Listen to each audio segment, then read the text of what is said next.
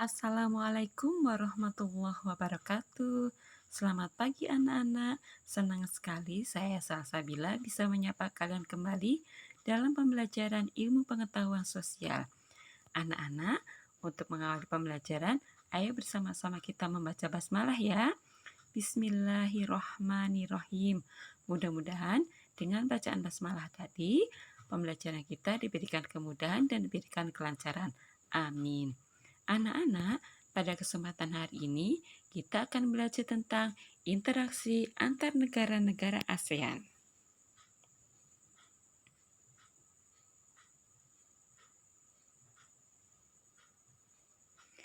Tujuan dari pembelajaran kita pada hari ini adalah diharapkan kalian dapat menjelaskan faktor pendorong kerjasama ASEAN, dapat mendeskripsikan bidang-bidang kerjasama ASEAN, dapat menjelaskan faktor penghambat kerjasama ASEAN, dan dapat mendeskripsikan bentuk-bentuk kerjasama ASEAN.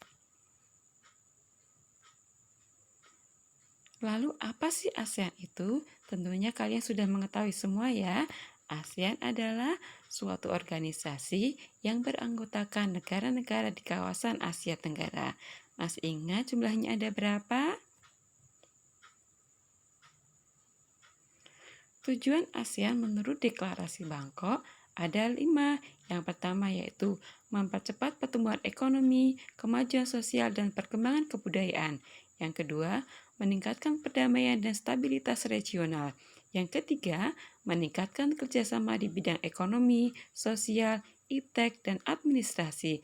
Tujuan yang keempat, meningkatkan kerjasama di bidang pertanian, industri, perluasan perdagangan, perbaikan sarana, serta peningkatan taraf hidup rakyat. Dan tujuan ASEAN yang kelima adalah memelihara kerjasama dengan organisasi internasional dan regional agar semakin mempererat anggota ASEAN. Itulah tujuan dari Deklarasi Bangkok. Lalu apa sih faktor pendorong kerjasama? Di sini, faktor pendorong kerjasama ASEAN ada 2. Yang pertama yaitu kesamaan dan perbedaan sumber daya alam. Sebagaimana contohnya, Indonesia mengekspor hasil pertanian ke Singapura, sementara Indonesia juga mengimpor beras dari Myanmar dan Thailand. Kemudian, faktor pendorong kerjasama kedua yaitu kesamaan dan perbedaan wilayah.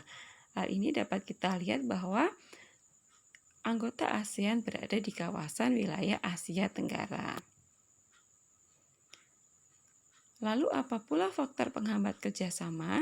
Faktor penghambat kerjasama di sini ada beberapa faktor. Yang pertama yaitu perbedaan ideologi, konflik dan peperangan, kebijakan protektif, perbedaan kepentingan tiap-tiap negara. Tetapi meskipun ada faktor penghambat ini, mudah-mudahan di ASEAN tetap terjalin kerjasama ya. Kemudian bentuk-bentuk kerjasama ASEAN. Bentuk kerjasama ada 3. Yang pertama yaitu kerjasama bilateral. Artinya kerjasama antara dua negara yang tujuannya saling menguntungkan kedua belah pihak. Misalkan Indonesia bekerja sama dengan Malaysia. Kemudian yang kedua, kerjasama regional, yaitu kerjasama yang dilakukan oleh negara-negara yang berada di suatu kawasan tertentu yang biasanya berdekatan. Contohnya adalah ASEAN. Kerjasama yang ketiga yaitu kerjasama multilateral. Artinya, kerjasama yang diselenggarakan oleh bangsa-bangsa di dunia tanpa memandang wilayah atau perkembangan perekonomian suatu negara. Contohnya adalah IMF dan GNB.